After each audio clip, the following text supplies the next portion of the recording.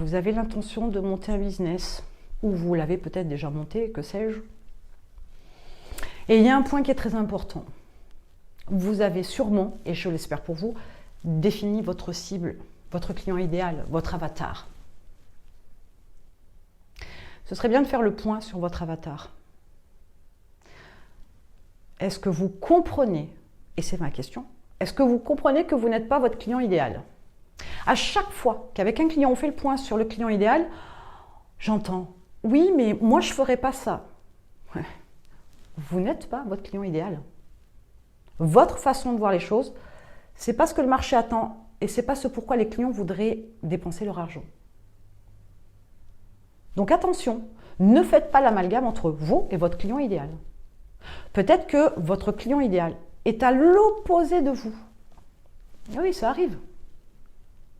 Puis cela dit en passant, votre client idéal, il est fictif au départ. Ne vous basez ni sur vous et vos pensées, ni sur quelqu'un que vous connaissez. Ça fausserait la donne.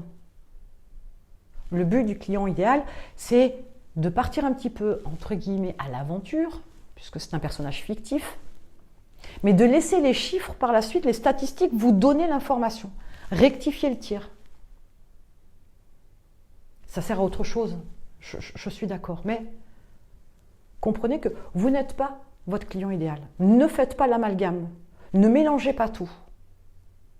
Vous devez rentrer dans la tête de votre client idéal, être quelqu'un de différent, vous débarrasser de certains préjugés, certaines croyances, etc., certaines habitudes de fonctionnement. Mais vous n'êtes pas votre client idéal, faites attention. Bien souvent, je vous dis, et trop souvent d'ailleurs, j'entends « oui, mais moi, je ne ferai pas comme ça, moi, je n'achèterai pas ».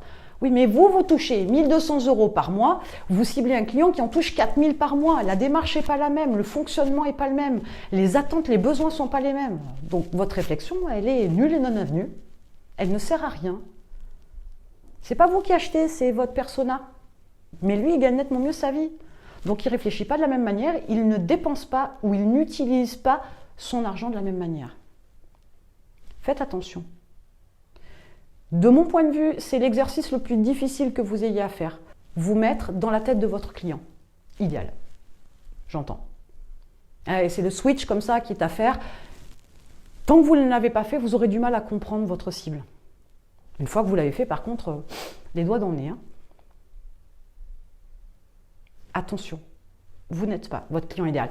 Mettez-moi en commentaire les erreurs que vous avez pu voir, comprendre, quand vous avez défini votre cible et que vous vous êtes aperçu que finalement, c'était un petit peu vous que vous dépeigniez et que ce n'était pas votre client idéal et que du coup les résultats, bien évidemment, n'ont pas été en corrélation avec la définition de votre persona. Mettez-moi tout ça en commentaire.